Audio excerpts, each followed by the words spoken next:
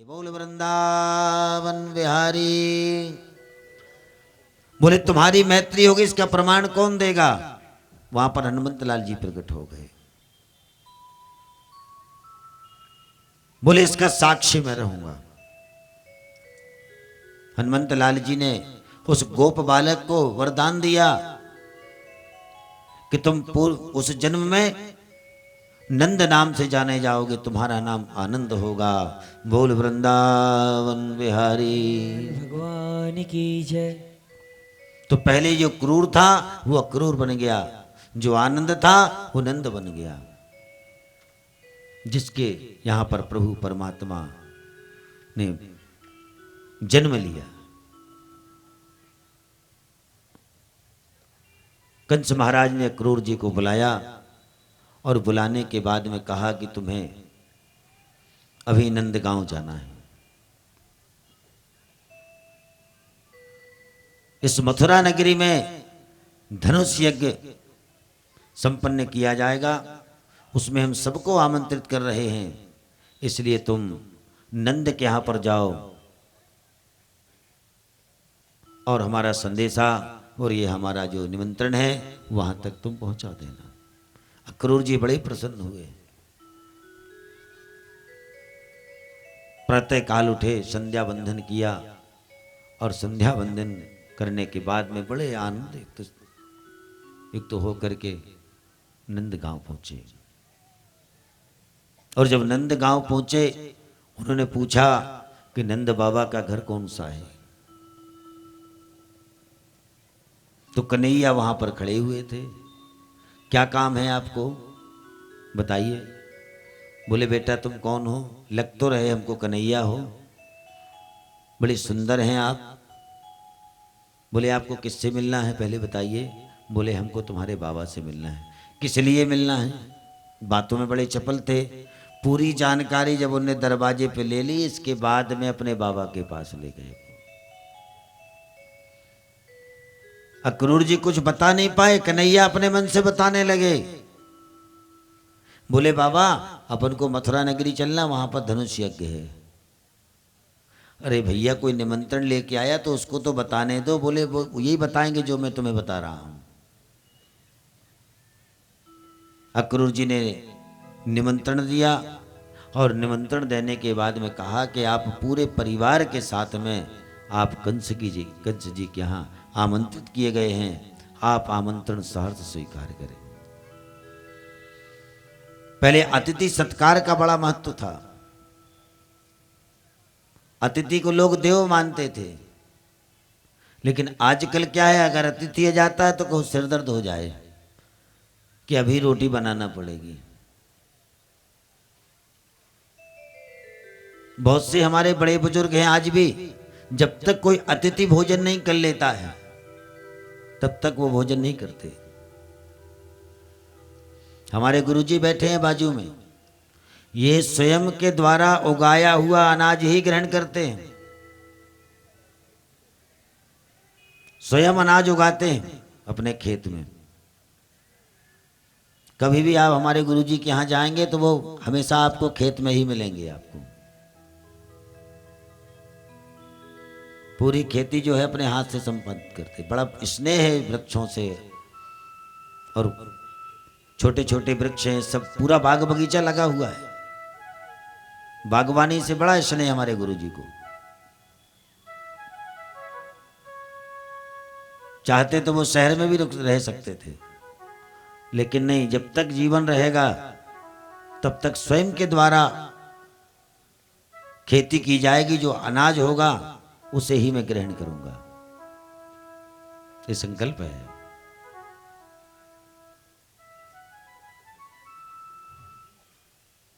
अक्रूर जी ने निमंत्रण दिया, नंद बाबा ने स्वीकार किया। अतिथि आए हुए हैं, अतिथि आए हुए हैं। पूरे नगर में जो है चर्चा फैल गई कि नंद बाबा के यहाँ कोई अतिथि आए हुए। नंद बाबा तो इतने आनंदित थे कि जैसे सर्वस्व वहां पर उन्हें प्राप्त हो गया हो, क्योंकि वो स्वयं आनंदित रहते थे। एक सज्जन के यहाँ कोई मेहमान आए। अब जब मेहमान आते हैं तो लोगों की आदत होती है कि उनका स्वागत सत्कार अच्छे से करते हैं। और जब अच्छे से स्वागत सत्कार किया, अच्छा स्वागत देख करके उन्हें आज रहना था तो बोले कल भी यहीं रहेंगे। उन्हें और अच्छा सत्कार किया तो बोले आज और रुक जाएंगे। होते करते 3-4 दिन हो गए सत्कार करते। अब वो दोनों पति पत्नी कहने लगी ये पता नहीं कब जाएंगे, पहले तो 1 दिन का बोल रहे थे। 1 हफ्ते तक बेचारों ने सत्कार किया, फिर भी जाने का नाम नहीं ले रहे। एक दिन दोनों पति पत्नी ने विचार किया कि अपन लोग सवेरे से उठ के लड़ेंगे। जब अपन दोनों लड़ेंगे ना तो इनकी बात समझ में आ जाएगी। जब अपनी लड़ाई होगी तो ये अपने आप चले जाएंगे। तो बोले हमारे भोजन का क्या होगा? बोले तुम वहां पे एक काम करना, कहीं होटल में खा लेना, हम अपने मायके चले जाते। दोनों ने लड़ना शुरू किया तो श्रीमती जी मायके चली गई और बाबूजी अपने दफ्तर चले गए। और जो मेहमान था बेचारा तो वो भी घर से रफू चक्कर हो गया। दिन भर वो भी घूमता रहा। मायके से श्रीमती जी आई, ऑफिस से बाबूजी आए। दोनों कहने लगे खिड़की के पास खड़े होकर के, हम अपने मायके चले गए थे। बोले दफ्तर में मैंने खा लिया, तुम चिंता मत करो, हम कहीं गए नहीं थे। झगड़ा अच्छा कर लिया अपन ने, जो भी है। तो इतने में क्या हुआ, मेहमान भी आ गए। बोले हम भी कहाँ गए हैं,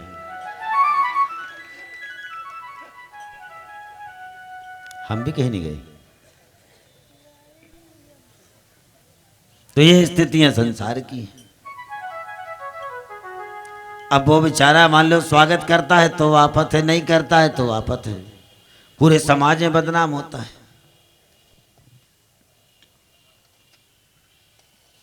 नंद बाबा ने सुंदर भोजन बनवाया, सेवा की और उनका आमंत्रण स्वीकार किया। रात्रि में जब वो विश्राम पर जाने लगे तो कृष्ण कन्हैया कहते हैं कि चाचू हम भी चलेंगे, ध्यान रखना। बोले हम तो ले चलने के लिए तैयार हैं, अपने बाबा से तो पूछ लो। बोले बाबा की चिंता मत करो, आप और हाँ कहिए, हमारा नाम लिखा है ना कंस ने कि नहीं लिखा? बोले आपका नाम तो सबसे पहले आया है, आप ही के कारण तो ये सारी की रचना रची गई है महाराज। बाबा के पास पहुंचे, बोले बाबा हमारा निमंत्रण सबसे पहले आया है, इसलिए हम भी चलेंगे साथ में। दाऊ भैया को तैयार कर लिया। ग्वाल बाल कहने लगे कि हम भी कन्हैया तुम्हारे साथ चलेंगे, सबको तैयार कर लिया। बाबा ने कहा कि कल हम मथुरा जाएंगे। बोले अपन को कितने बजे चलना है? बोले अपन को चलना है। बोले हाँ हमको चाचू ने बता दिया है सब, चाचा जी के साथ हम भी जाएंगे बाबा, और हम अकेले नहीं जाएंगे, हमारे ग्वाल बाल जो हैं हमारे बिना नहीं रह सकते, कौन खेलेगा उनके साथ? तो बाबा ने कहा ठीक है। कन्हैया को भी कह दिया, दाऊ भैया को भी कह दिया, जितने उनके साथ में ग्वाल बाल थे सबको कह दिए चलो सब। सबने अपने अपने छकड़े तैयार कर लिए, कोई पैदल हो गए। प्रातः काल हुआ, सब स्नान हुआ, कन्हैया का श्रृंगार हो रहा था। यशोदा मैया ने जब हृदय से लगाया अपने कन्हैया को, बोले कन्हैया तुम कितने दिन के लिए जा रहे हो, ये बताओ कितने दिन के लिए जा रहे हो? बोले मैया मैं जल्दी आ जाऊंगा। बोले जल्दी तो आ जाओगे, बोले बाबा से पूछो कब आएंगे। बाबा से जब पूछा गया कि आप लोग लौट करके कब आएंगे, बोले यज्ञ की पूर्णाहुति होगी और हम लोग यहां से रवाना हो जाएंगे। ये समाचार गोपियों ने सुना कि कन्हैया जो है मथुरा जा रहे हैं। भागती हुई दौड़ती हुई आई वहां, लेकिन राधा नहीं आई, ध्यान रखना, राधा नहीं आई।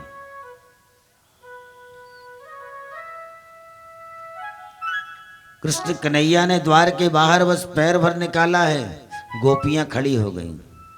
कहाँ जा रहे हैं महाराज? कहने लगे मैं मथुरा जा रहा हूँ। बोले किससे पूछ के जा रहे हैं, पहले ये तो बताओ, किससे पूछ के जा रहे हो? हमसे पूछा तुमने? आजकल आप अपने मन के हो गए हो क्या कन्हैया? जानते हो तुम्हारे जाने के बाद में इन गोपियों की क्या स्थिति बनेगी? तुमने इस बात को समझा? जैसे बिन पानी की मछली नहीं रह सकती, ठीक इसी प्रकार से हम भी अपने बिना श्याम के नहीं रह सकते।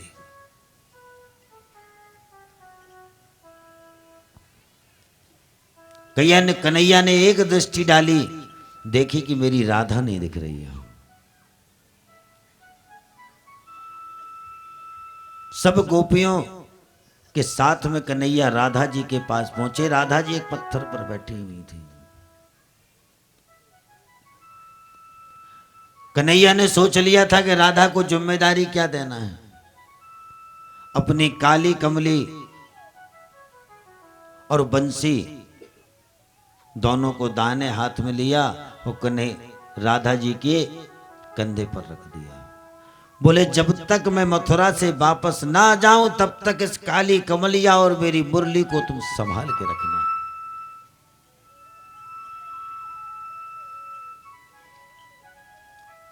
कन्हैया ने कहा कि मैं जा रहा हूं मथुरा से, शीघ्रता से जाऊंगा। मेरे जाने में जन कल्याण है, इसमें विश्व कल्याण है। राधा क्या है? राधा वो प्रेम मूर्ति है जो जन कल्याण में बाधा न बने, उसे हम राधा कहते हैं। बोल वृंदावन बिहारी लाल भगवान की जय। आकाश से जो गिरती है उसे हम धारा कहते हैं, और पृथ्वी से स्पर्श करके जो आकाश की ओर हमें उठाती है उसे हम राधा कहते हैं। तो राधे राधे राधे गोविंद राधे राधे राधे राधे गोविंद राधे गोविंद राधे श्याम से मिला दे। गोविंद राधे श्याम से मिला दे। गोविंद राधे श्याम से मिला दे। गोविंद राधे श्याम से मिला दे। राधे राधे राधे गोविंद राधे राधे राधे राधे गोविंद राधे। राधे राधे राधे गोविंद राधे राधे राधे राधे गोविंद राधे। गोविंद राधे गोपाल राधे गोविंद राधे गोपाल राधे। गोविंद राधे श्याम से मिला दे। गोविंद राधे श्याम से मिला दे। राधे राधे राधे गोविंद राधे राधे राधे राधे गोविंद राधे। राधे राधे राधे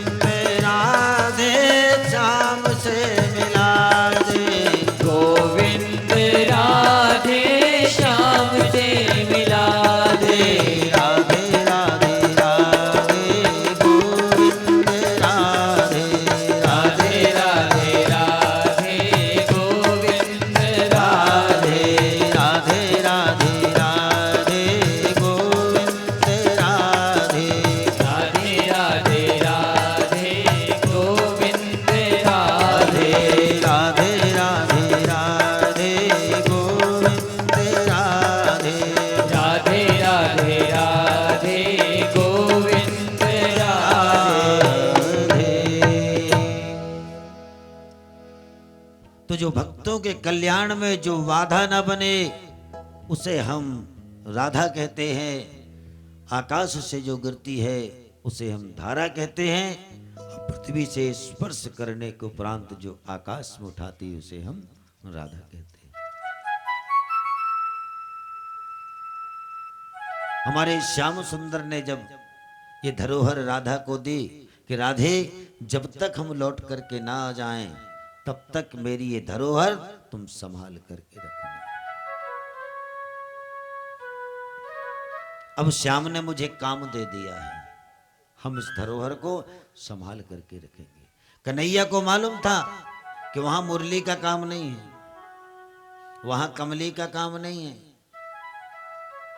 मुरली का काम तो वहां है जहां पर प्रेम है। जहां पर अहंकार है वहां मुरली बजाने से क्या सार है। जहां पर क्रोध व्याप्त है, जहां प्रेम नाम का कोई तत्व ना हो, इसलिए बेचारी मेरी मुरली क्या करेगी। जहां पर प्रेम है वहां पर मुरली को धरोहर के रूप में रख दो।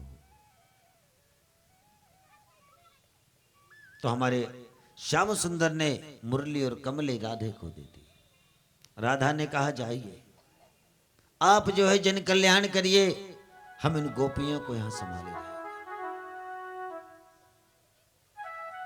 कन्हैया रथ पर सवार हुए। सवार होने के बाद में मथुरा नगरी पहुंचे। पहले वृक्षों के नीचे पड़ाव डाला करते थे सब। एक बहुत बड़ा बगीचा था, वहीं पर अपनी अपनी गाड़ियों को खड़ा कर दिया और वहीं पर विश्राम किया। विश्राम करने के बाद में प्रातःकाल हुआ, स्नान किया। स्नान करने के बाद में कहा कि चलो दाऊ भैया अपन इस मथुरा नगरी को घूमने चलें, ये मथुरा है कैसी देखते हैं। बाबा से कहा बाबा हम घूम के आते हैं। बाबा ने कहा कहाँ जा रहे तुम लोग, छोटे छोटे हो, जानते हो ये शहर है, तुम्हारा देहात नहीं है कि तुम किसी को भी झपड़िया देते हो, किसी को भी मार देते हो। बंद हो जाओगे, यहाँ बहुत मार मारते हैं लोग, ये कंस का राज्य चलता है। बोले बाबा जहाँ उधम करेंगे तब ना कुछ झापड़ा मारेगा मुझे, कि बिना उधम किए मार देगा कोई। अरे बेटा मेरी बात मानो, ये शहर है। बोले अभी आते हैं ना घूम के, आप इन सबको रखाइए जब तक आते हैं। तो जितने ग्वाल बाल थे सबको लेकर के जा रहे थे। रास्ते में मिल गया धोबी, कंस महाराज के कपड़े लेके जा रहा था। जब कन्हैया ने देखा कि कुछ ग्वाल बाल हमारे साथ में आए, इनके पास तो कपड़े भी नहीं है। बोले अच्छा मौका भी है, कहाँ जा रहे हो महाराज, तुम कौन हो। बोले हम कंस महाराज के यहाँ काम करते हैं। क्या काम करते हो। बोले उनके कपड़े धोते हैं। अच्छा एक काम करो, गठरी में से 2-4 कपड़े हमारे ग्वाल वालों को दे दो। बोले कभी ऐना में मुंह देखा है, राजा के कपड़े पहनोगे। इतना कहते देर नहीं, अपने भक्तों का अपमान प्रभु बर्दाश्त नहीं कर सकते। एक झापड़ा खींच के लगाया, गर्दन कटी और सीधी जाकर के कंस के महल में गिरी। बोल वृंदावन बिहारी। गठरिया छोड़ी और छोड़ने के बाद में सबको कपड़े वितरित कर दिए। अब बेचारे गरीब थे, कभी कपड़े देखे नहीं, पता चला कुर्ता लपेट लिया, धोती ओढ़ ली। कुर्ता लपेट लिया और धोती ओढ़ ली, जिसको जैसा जो जहां बना। कन्हैया ने कहा कैसे हो तुम लोग मूर्ख हो, अरे इनको घिरिया के रख लो, कहीं अगर दर्जी दिखेगा वहां सिलवा देंगे। देखा थोड़ी दूर पर एक दर्जी था। ये सारा चमत्कार वो देख रहा था कि ये 2 लड़के गोरे गोरे आए हुए, एक सांवला बहुत बदमाश है, ये बहुत कलाकार है, त्रिपट है, और ये हमारे तरफ आ रहा है। वो पहले ही से मशीन के ऊपर खड़ा हो गया। बोले सुनो इधर आओ। बोले महाराज दूर से बात करना, क्या काम है जी बता दूं पहले। बोले जे हमारे साथी देख रहे, ये कपड़ा लिए हैं, सबके कपड़े। बोले आप वहीं खड़े रहिए, केवल साथियों को भेजिए यहाँ, ये बहुत उपद्रवी है। सबके कपड़े जब दर्जी ने बना दिए। बोले कितना पगार हुआ तुम्हारा। बोले महाराज जितने जल्दी हो जाओ उतनी जल्दी यहाँ से निकल जाओ तुम, यही है पगार है। हम समझेंगे आज का धंधा आप ही के नाम पे किया प्रभु हमने। वो इतना कहते देर नहीं, जब तूने अगर मेरे लिए धंधा किया है, भगवान ने उसे उसी समय वरदान दे दिया कि तू जा, कलयुग में जितने का कपड़ा होगा उससे दुगनी तेरे को सिलाई मिलेगी। बोल वृंदावन बिहारी।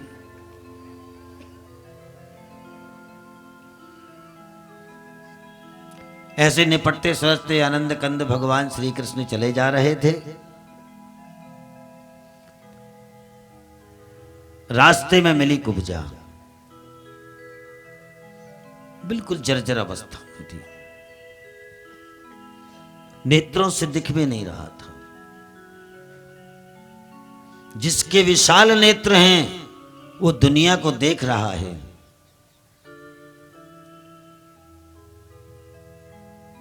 अर्जुन से भगवान श्री कृष्ण ने कहा कि मैं तुम्हें विराट स्वरूप दिखा रहा हूं, अर्जुन तुम देख सकते हो। अर्जुन ने कहा महाराज, जिसे आप दिखाएं और हम न देखें। अरे आप ही दिखा रहे ना हमको, आप दिखाएंगे भला हम कैसे न देख पाएंगे, आप दिखाइए।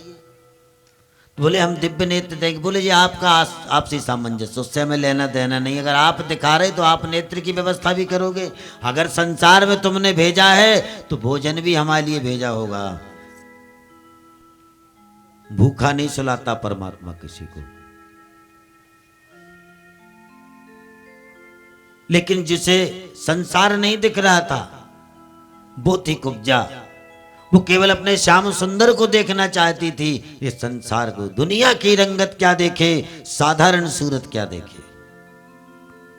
ये साधारण सूरतों को क्या देखना। हम 3 घंटे चलचित्र देखते हैं, पिक्चर देखते हैं। अरे उन्हें एक्टरों से ज्यादा सुंदर तो कहीं आप लोग हैं। इतनी देर तक आप लोग जो है 3-3 घंटे समय नष्ट करते हैं। इतनी देर अगर प्रभु परमात्मा की अगर भक्ति करोगे तो न जाने ये संसार से कब के पार हो जाओगे। कुब्जा देखना चाहती थी, संसार नहीं, अपने श्याम को। वो चंदन घिस रही थी, घिसते घिसते चंदन का ढेर लगा लिया था कि एक दिन मेरे श्याम जो है अवश्य आएंगे, एक दिन मेरे श्याम अवश्य आएंगे, एक दिन मेरे श्याम अवश्य आएंगे। जैसे अपने श्याम को देखा उसने, एक दिन श्याम जो है स्वप्न में आए कुब्जा की कुटिया में। कुब्जा भजन कर रही थी कि कुटिया में आज मेरे श्याम आए, कुटिया में आज मेरे श्याम आए, कुटिया में आज मेरे श्याम आए, कुटिया में आज मेरे श्याम आए, श्याम आए मेरे घनश्याम आए, श्याम आए मेरे घनश्याम आए, श्याम आए मेरे घनश्याम आए, श्याम आए मेरे घनश्याम आए, कुटिया में आज मेरे श्याम आए, कुटिया में आज मेरे श्याम आए, शिवरी के बेर सुदामक तंदुल रुच रुच भोग लगाए, शबरी के बेर सुदामक तंदुल रुचि रुचि भोग लगाए, शिवरी के बेर सुदामक तंदुल रुच रुच भोग लगाए, शिवरी के बेर सुदामक तंदुल रुचि रुचि भोग लगाए, कुटिया में आज मेरे श्याम आए, कुटिया में आज मेरे श्याम आए, कुटिया में आज मेरे श्याम आए, कुटिया में आज मेरे श्याम आए, श्याम आए मेरे घनश्याम आए, श्याम आए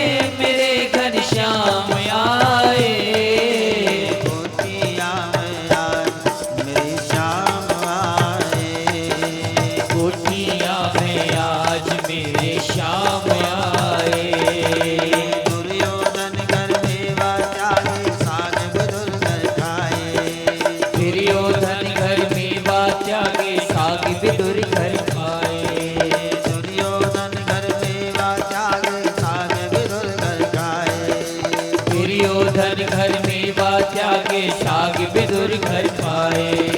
कुटिया में आज मेरे श्याम आए, कुटिया में आज मेरे श्याम आए। कुटिया में आज मेरे श्याम आए, कुटिया में आज मेरे श्याम आए। श्याम आए मेरे घनश्याम आए, श्याम आए मेरे घर श्याम आए।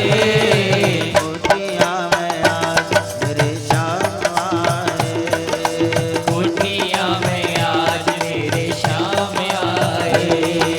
कुटिया में आज मेरे श्याम आए, कुटिया में आज मेरे श्याम आए। जैसे श्रीमद् भागवत में कुब्जा के ऊपर कृपा की, इसी प्रकार से रामचरितमानस में शिवरी के ऊपर परमात्मा ने कृपा की कि शिवरी एक भेलनी थी। भगवान ने केवल प्रेम देखा वहां पर, इसी प्रकार से मेरे श्याम ने भी प्रेम देखा। बड़े बड़े ऋषि मुनि थे,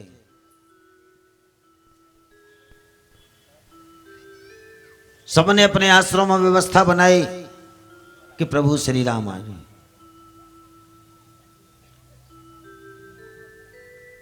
लेकिन शिवरी ने अपना केवल हृदय ही पवित्र करके रखा था कि मेरे प्रभु आएंगे, मेरे प्रभु आएंगे। इस वातावरण को साफ स्वच्छ करने से कुछ नहीं होता जब तक हृदय पवित्र ना हो। शिवरी भी एक पत्तल पर फल लिए खड़ी हुई है प्रभु के लिए। जैसे सुखिया माल ने श्याम को फल देना चाहती थी, ठीक इसी प्रकार से फल एकत्रित करके शिवरी भी रखे हुई थी। क्योंकि शिवरी के पास था क्या? प्रभु फल ही तो खाते हैं। सुलभा ने भी फल ही खिलाए। कुब्जा ने केवल चंदन लगाया प्रभु को। शिवरी बड़े सुंदर शब्दों में कहती है कि प्रभु जो रूखा सूखा ये प्रसाद है इसे पाइए। भगवान श्री राम करुणा निधान है, उनकी आंखों में आंसू आ गए। प्रार्थना कर रही है शिवरी। नवेर बेर लाई तुम्हारे लाने, नवेर बेर लाई तुम्हारे लाने, नवेर बेर लाई तुम्हारे लाने, नवेर बेर लाई तुम्हारे लाने, नवेर बेर लाई तुम्हारे लाने, नवेर बेर लाई तुम्हारे लाने, नवेर बेर लाई तुम्हारे लाने, नवेर बेर लाई तुम्हारे लाने।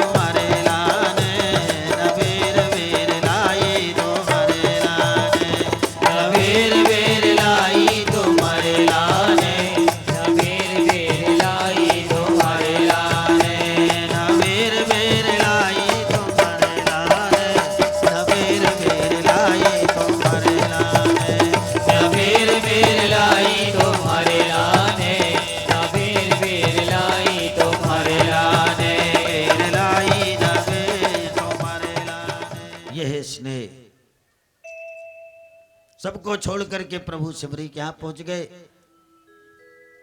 यहां पर जो कुब्जा है वो चंदन घिस करके रखे प्रभु को। एक दिन मेरे स्वामी आएंगे, एक दिन मेरे प्रभु आएंगे, मैं घिस घिस चंदन लाऊंगी, मैं घिस घिस चंदन लाऊंगी, उनको खौर लगाऊंगी, मनमोहन उन्हें बनाऊंगी जब आएंगे मेरे श्याम। मैं बाट हमेशा जोती हूं, कब आएंगे मेरे श्याम। मैं विविध विभूषण लाऊंगी, अंग अंग पहनाऊंगी, मनमोहन उन्हें बनाऊंगी जब आएंगे मेरे श्याम। ये भक्त का केवल एक भाव है, देखिए ये प्रेम है, ये स्नेह है भक्त का। सारा जीवन कन्हैया के लिए अर्पण कर दिया। मेरा ये जीवन केवल एक शाम के लिए है। प्रभु परमात्मा ने दिव्य दृष्टि दी, लो दर्शन कर लो। कुब्जा की काया कल्प कर दी परमात्मा ने। कुब्जा हाथ जोड़ करके खड़ी है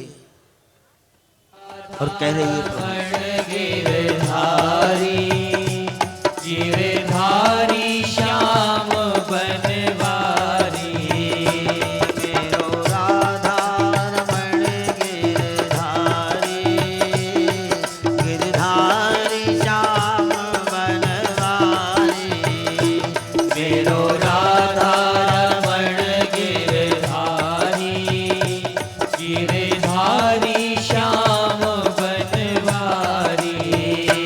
मैं चुन चुन कलियां लाऊंगी, मैं चुन चुन कलियां लाऊंगी, मैं सुंदर हार बनाऊंगी, मैं सुंदर हार बनाऊंगी, गल में उनके पहनाऊंगी, गले में उनके पहनाऊंगी।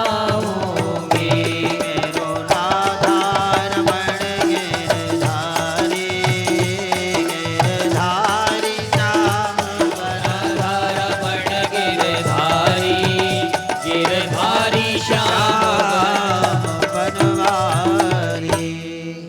कुब्जा के ऊपर कृपा करने के बाद में सारे दर्शनार्थी नर नारी जो है मथुरा में कंस के महल की ओर जा रहे थे। कन्हैया और दाऊ भैया ने पूछा कि भाई आप लोग कहाँ जा रहे हैं? बोले वो हम लोग धनुष यज्ञ में जा रहे हैं। फिर क्या है, कन्हैया भी पीछे लग गए, दाऊ भैया भी पीछे लग गए। कोई हाथ मल रहा है, कोई पैर मल रहा है। दोनों पहलवान खड़े हुए थे, राक्षस जैसे खड़े रहते हैं।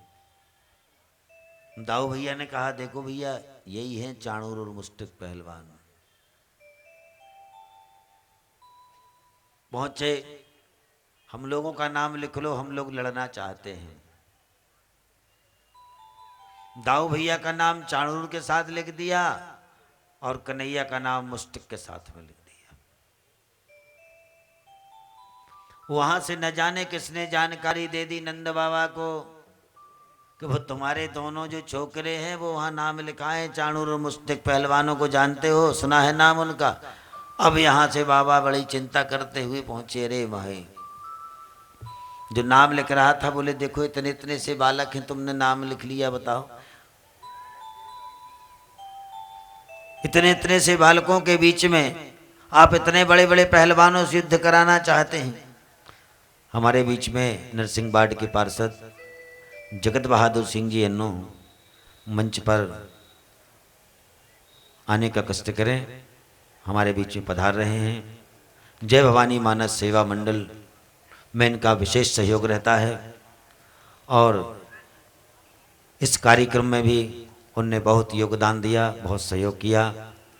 जय भवानी मानस सेवा मंडल उनका आभारी है और साथ ही मंच पर आने का कष्ट करें।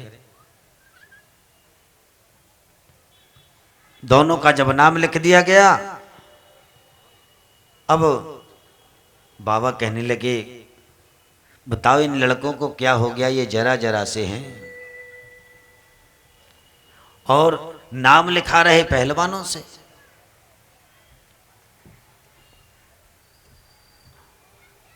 बताइए क्या होगा संसार का। नंद बाबा ने कहा भैया ये अखाड़े के स्वामी तो हनुमंत लाल जी महाराज हैं।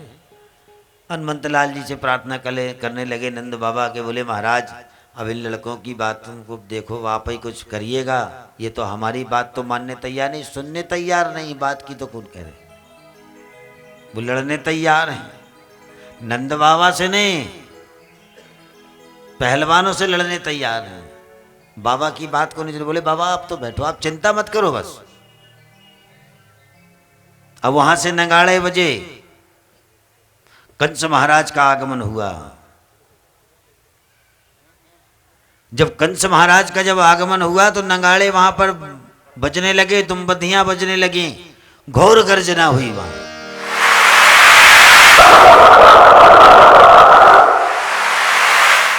जैसे गर्जना हुई, कंस महाराज अब यहां पर पधार रहे हैं।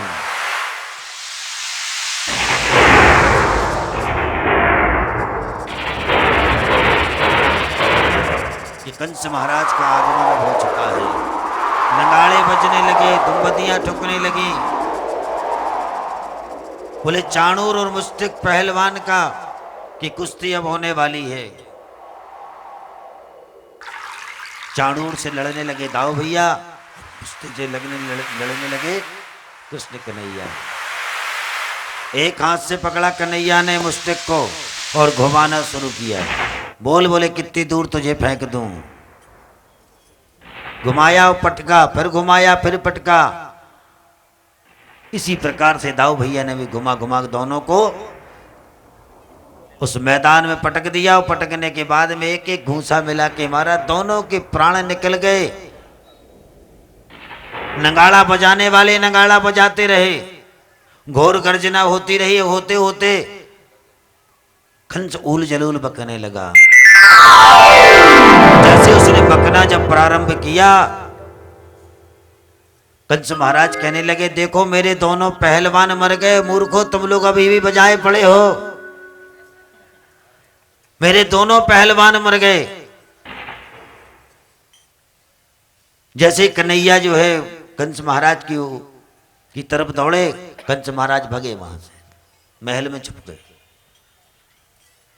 कंस ने अपनी माया से अपने 2 स्वरूप बनाए, कन्हैया ने 3 बनाए, उसने अपनी माया से 5 बनाए, कन्हैया 10 जगह हो गए। ऐसे रूप बनाने वाला काम चलता रहा, लुका छिपी चलती रही। कन्हैया ने असली रूप में कंस को पकड़ा, क्योंकि कंस के बहुत सारे स्वरूप थे वहां। असली जो कंस था वो कन्हैया ही जानता था कि असली जय वाला कंस हो सकता है, बाकी ये सब नकली कंस। रामचरितमानस में एक बात आती है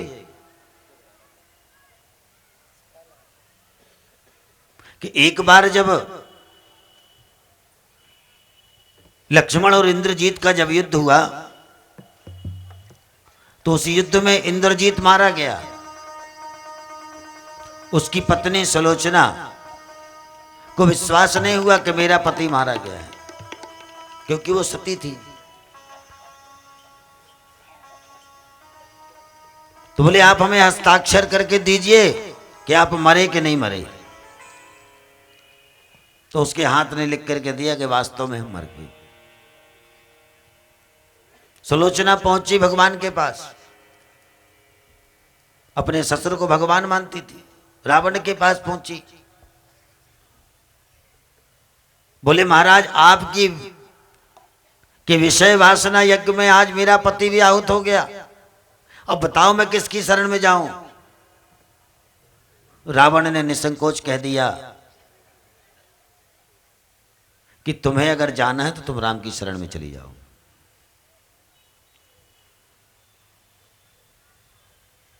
जैसे धरती सरक जाती है पांव के नीचे से, सुलोचना की धरती सरक गई। बोले महाराज कहां अपने प्रतिद्वंदी क्या भेज रहे आप।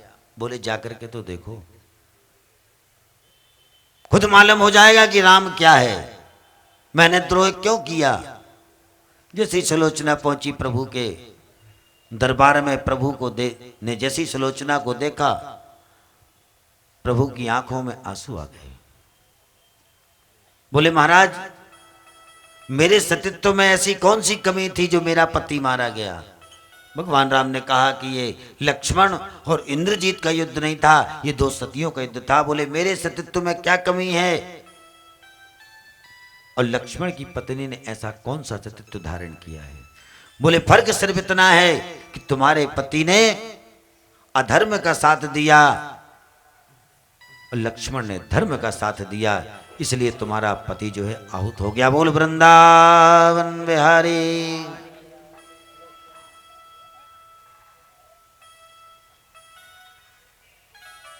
कंस को आनंद कंद भगवान श्री कृष्ण ने पकड़ा और पकड़ने के बाद में सीधा जुट्टा पकड़ा, लगाया एक घूंसा खींच के,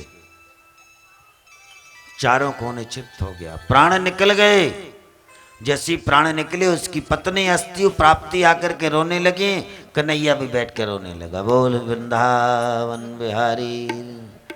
अब हम क्या करें मामी जी, अब ये तो विधि का विधान है, अब हमको क्या मालूम कि मेरे घूंसा मारने मर जाएगा, मैं तो ज्ञान देने के लिए आया था। बहुत जोर जोर से रोने लगा कन्हैया जी। अब मामी जी आंसू पहुंचने लगी कन्हैया के। बोले बेटा कोई बात नहीं। मामी जी आंसू पहुंचने लगी कन्हैया की, यार उनको रोना चाहिए। जब कन्हैया को जब बालक रूप में जब रो रहा है तो वो भी रोने लगी। आंसू पहुंचने वाला भी तो कोई होना चाहिए। अस्त्यु प्राप्ति अपने पिता के यहां पर पहुंची कि हमारे पति को कृष्ण बलराम ने मारा है। दोनों की बातें सुनने के बाद जरासंध ने युद्ध किया, भगवान ने उसे 17 बार पराजित किया। 18वीं बार उसने द्वारकापुरी पर हमला किया और वो मुचकुंद को ले आया।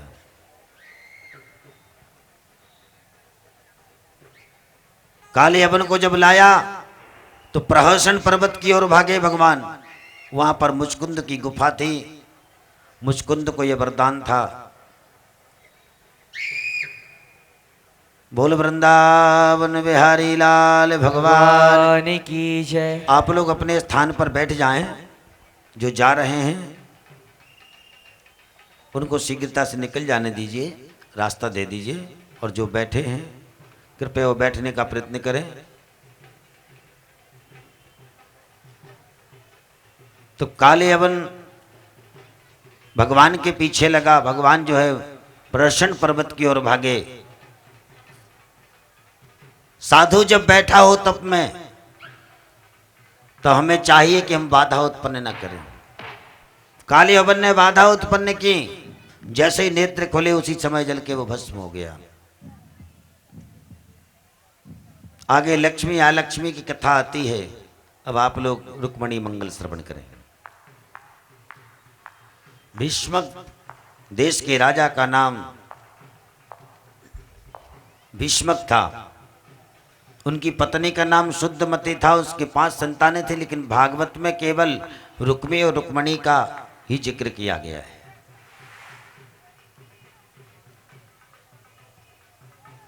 रुक्मी चाहता था कि मेरी बहन का जो विवाह है वो शिशुपाल के साथ हो,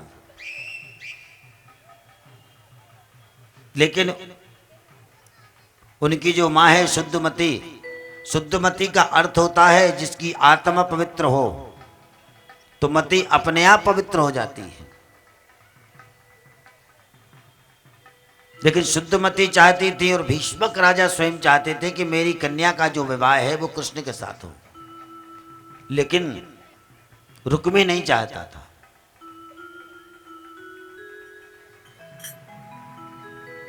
उसने शिशुपाल से कह दिया कि तुम बारात लेकर के आओ, मैं अपनी बहन का जो वरण है तुम्हारे साथ कर दूंगा। शिशुपाल ने अपने मित्र जरासंध से कहा कि तुम 3 अक्षौणी सेना जो है इस विदर्भ देश के आसपास लगा देना, ताकि कृष्ण की छाया भी यहां पर ना पड़ पाए। सारी सेना वहां पर लगा दी गई। उनके वहां पर एक ब्राह्मण देवता आया जाया करते थे, उनका नाम था सुदेव। रुक्मणी जी ने एक पत्र लिखा कृष्ण कन्हैया के लिए कि मैं केवल अपने श्याम को वरण करना चाहती हूं, लेकिन मेरा जो भाई है वो मेरा विवाह शिशुपाल के साथ में करना चाहता है। पहले ब्राह्मण ही शुभ समाचार लेकर के जाया करते थे, क्योंकि ब्राह्मण का जो स्वरूप है वो गोविंद का स्वरूप है। नमो ब्रह्मण्य देवायो गौ ब्राह्मण्यता जो जगद्यताय कृष्णाय गोविंदाय नमो नमः। ब्राह्मण जब घर में आता है तो समझ लेना कि साक्षात कृष्ण का आगमन हमारे घर हो चुका है।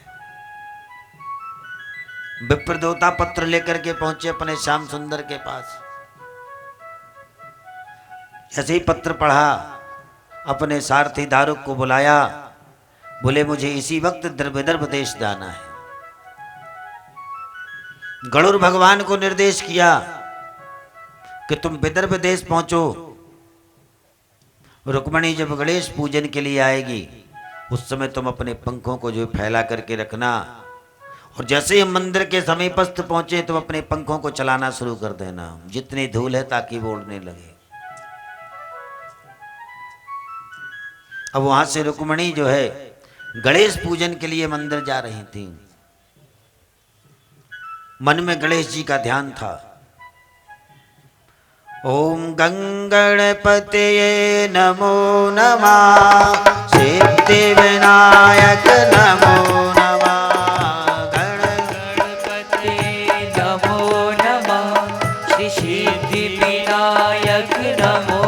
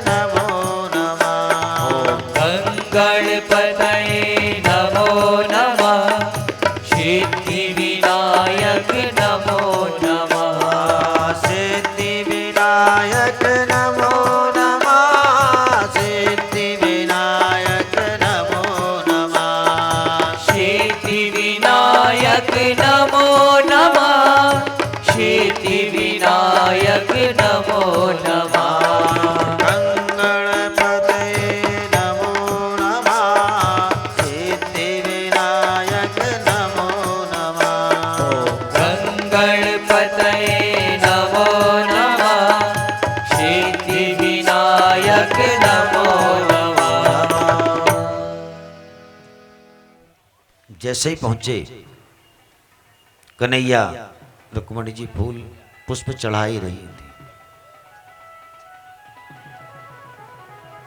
उसी क्षण कन्हैया भी पहुंच गए वहां। गणेश जी को प्रणाम किया, रुक्मणी का हाथ पकड़ा। हाथ जैसे ही पकड़ा, गरुड़ देव ने अपने पंख फैलाना शुरू कर दिया। इतनी धूल उड़ी, इतनी धूल उड़ी कि सारे के सारे राजा जो है धूल में लिटर गए। कोई यहाँ गिर रहा, कोई वहां गिर रहा है, धूल में कुछ नहीं दिख रहा, सब धूरा में मिला दिया भगवान ने। रुक्मणी को अपने रथ में बिठाला और सीधे द्वारकापुरी ले आए। बोल वृंदावन बिहारी। इसी प्रकार से श्री रामचरितमानस में मातेश्वरी जानकी भी पुष्प वाटिका में पहुंची। पुष्प वाटिका में मातेश्वरी पार्वती ने उन्हें वरदान दिया, 3 बातों से संबोधित किया है। अपनी बात को कैसे प्रस्तुत किया माता जी के सामने, माता जी ने स्वयं समझा इस बात को। अपनी वाणी से भी नहीं कहा कि हम क्या चाहते हैं, कि जय जय जय गिरिराज किशोरी, जय जय जय गिरिराज किशोरी, जय महेश मुख चंद चकोरी, जय महेश मुख चंद चकोरी, जय जय जय गिरिराज किशोरी, जय महेश मुख चंद चकोरी, जय महेश मुख चंद चकोरी, जय गज बदन खड़ानन माता, जय गज बरन खड़ानन माता, जय गज बदन खड़ानन माता, जगती जननी दामिनी दुत गाता, जगति जननी दामनि दुति गाता, जगती जननी दामिनी दुत गाता, जगति जननी दामनि दुति गाता। 3 बातों से संबोधित किया कि जय जय जय गिरिराज किशोरी, आप गिरिराज की पुत्री हैं। जय महेश मुख चंद चकोरी, दूसरी बात क्या बोली, आप शिव की मुख की चंद चकोरी हैं, आप शिव की प्रिया हैं। फिर इसकी तीसरी बात कौन सी बोली, कि जय गज बदन खड़ानन माता, जय गज बरन खड़ानन मूरत मुस्कानी, खसी माल मूरत मुस्कानी। अपने आप जो है वह पाषाण की जो मूर्ति है, आप मंदिर में जाते हैं, पत्थर की मूर्ति के समक्ष आप जब खड़े होते हैं तो आपके हृदय के अंदर का जो विश्वास है और आपकी श्रद्धा है, विश्वास वह पत्थर है, आत्मा आपकी श्रद्धा है। जब उस पत्थर से जाकर के आपकी श्रद्धा और विश्वास में जब आपस में जब समागम होता है तो वही पत्थर हमारी मनोकामनाओं वृद्धि प्रदान करता है। ठीक इसी प्रकार का जो चमत्कार है वो माँ जगत जननी जानकी जी के समक्ष हुआ। सफल मनोरथ हो तुम्हारे, कि भवानी शंकरो वंदे श्रद्धा विश्वास रूपणो, याभ्याम मन पसंते श्रद्धा स्वांता। समीश्वर गोस्वामी तुलसीदास जी महाराज को ये पंक्तियां लिखना पड़ी। श्री सुधीर नायक जी नरसिंहवाड़ के पार्षद, हमारे भाई साहब जगत बहादुर सिंह अन्नू जी का पुष्पहारों से स्वागत करेंगे। हम चाहेंगे आप भी इस स्वागत में शरीक हों और जोरदार करतल ध्वनियों से आप भी इनका स्वागत करने का प्रयत्न करें।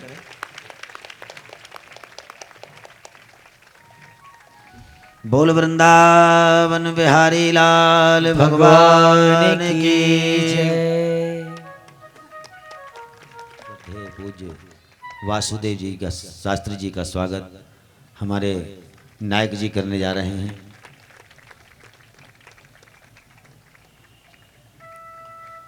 उनके बाजू में बैठे हुए पंडित अशोक कुमार जी पांडे जी का भी स्वागत हमारे नायक जी करेंगे। श्री कृष्ण गोविंद हरे मुरारी, हे नाथ नारायण वासुदेवा। श्री कृष्ण गोविंद हरे मुरारी, हे नाथ नारायण वासुदेवा। श्री कृष्ण गोविंद हरे मुरारी,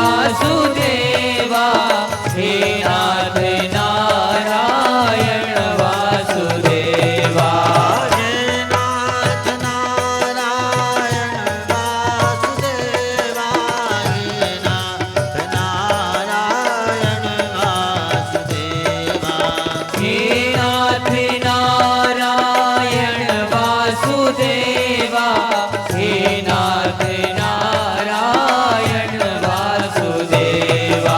श्री कृष्ण गोविंद हरे मुरारी, हे नाथ नारायण वासुदेवा।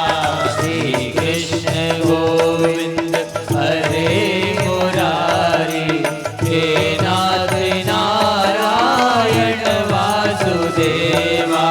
श्री कृष्ण गोविंद हरे मुरारी, हे नाथ नारायण वासुदेवा, श्री कृष्ण गोविंद हरे मुरारी, हे नाथ नारायण वासुदेवा। हे नाथ नारायण वासुदेवा, हे नाथ नारायण वासुदेवा, हे नाथ नारायण वासुदेवा, हे नाथ नारायण वासुदेवा। अभी भगवान का विवाह संपन्न किया जाएगा। कल सुदामा चरित्र की लीला है। कल अपन समस्त भक्त द्वारकापुरी चलेंगे। सबका रिजर्वेशन, सबकी टिकट की व्यवस्था नायक जी ने कर ली है। अपन सब मिलकर के कल द्वारकापुरी चलेंगे। कल कृष्ण सुदामा से मिलन होगा।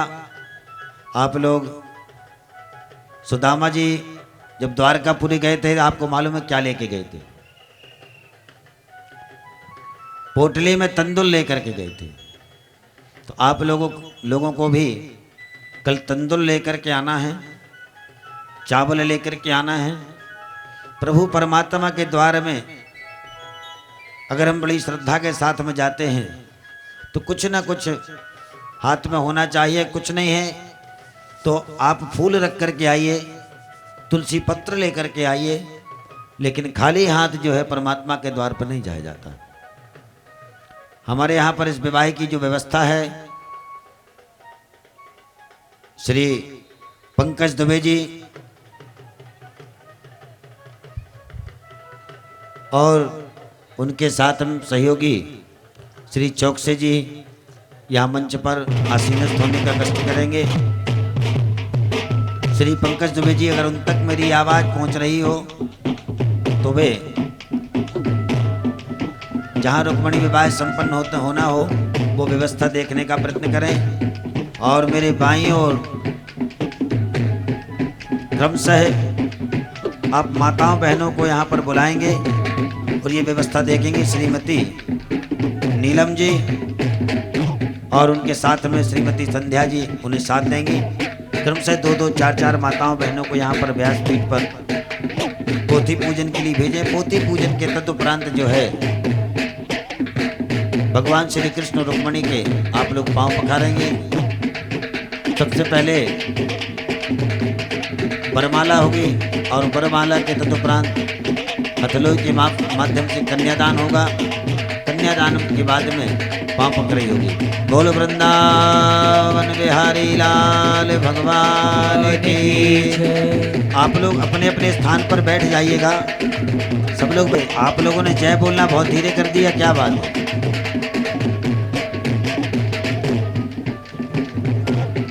अरे जयकारा लगना चाहिए जब भगवान आते हैं।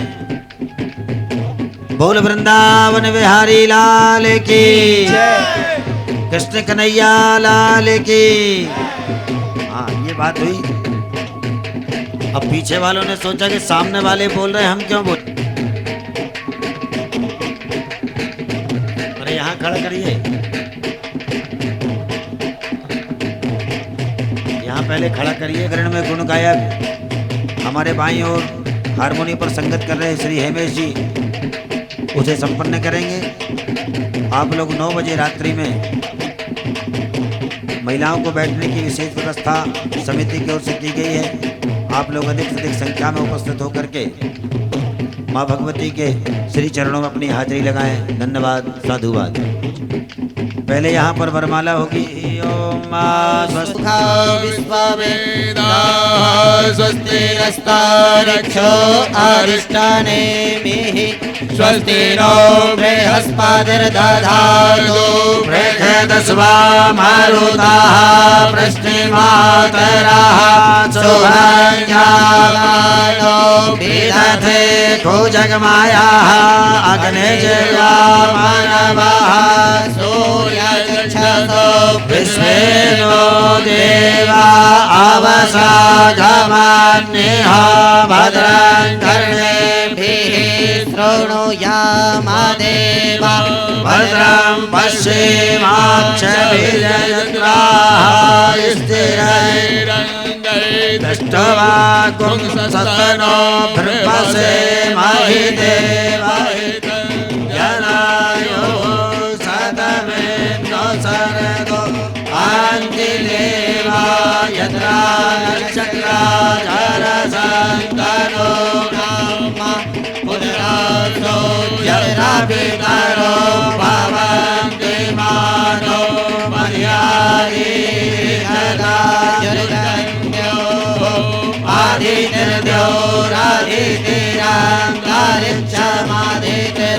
माता सपिता सपुत्रः विश्वे देवा आदितिर्भञ्जना आदितर्जातमादितर्जनितवं माद्यो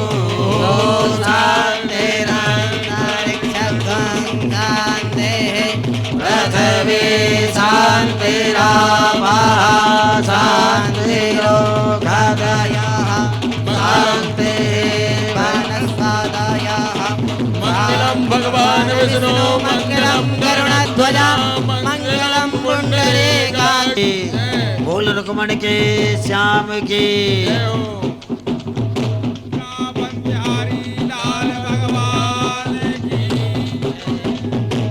हाँ, यहाँ की व्यवस्था जो है श्री पंकज दुबे जी और BL पांडे जी देखेंगे। ओम माधवाय नमः। ओम नारायणाय नमः। हस्त प्रक्षाल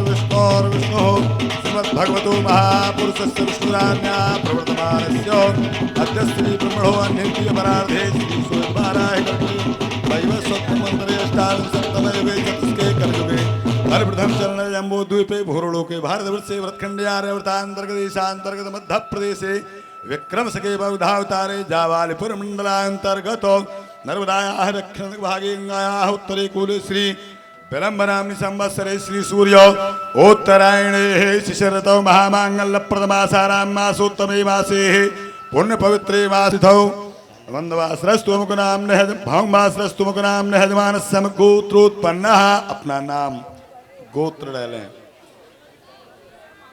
अमुकुनाम नहदमानसम गोत्रोत्पन्नः कृतकर्मः सुमंगली कृत्य निर्व। अब इसके पश्चात पैर, सबसे पहले पैर पखाड़िए।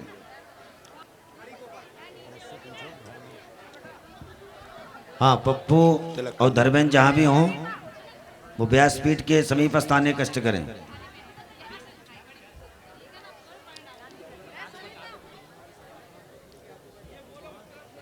का कष्ट करें। जहाँ संगीत वाले बैठे हैं उस तरफ देखिए आप लोग, इस तरफ। नमोस्तुनंदाय सहस्रमूर्तये सहस्रपादाक्ष सुरवाहवे सहस्रनामने पुरुषाय शाश्वते सहस्रकोटि जगधारणे नमः। बस भैया तिलक करें आप लोग, तिलक करें। अभी नहीं आने दीजिएगा, अभी थोड़ी देर बंद रखिएगा उसको। जो कुछ आपको देना है सुनिए, हाथ में रख के संकल्प कर दें। पूर्वोच्चार उपयोग सामग्री दातुम हम उत्सृजेत।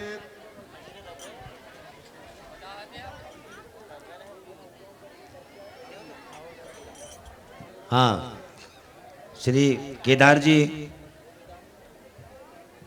श्री अनु सिंह,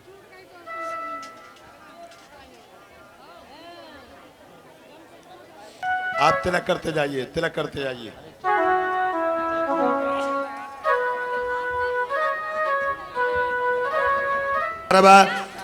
सम्भ्रदाम्रघराज्यं पशुस्ताञ्चकरेवाय भीड़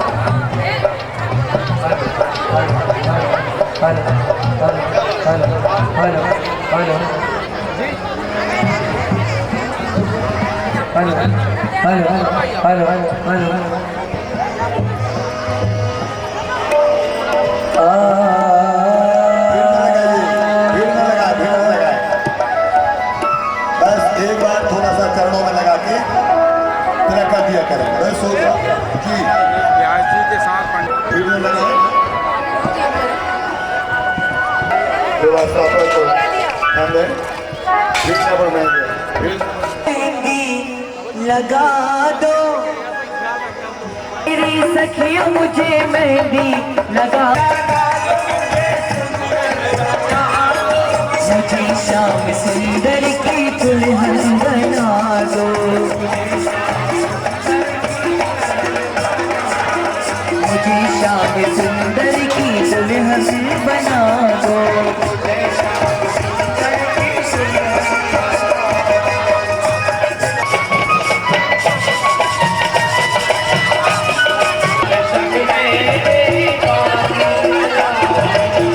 सत्संग ने मेरी बात चलाई, आओ मेरी सखियों, मुझे मेहंदी लगा दो, आओ मेरी सखियों।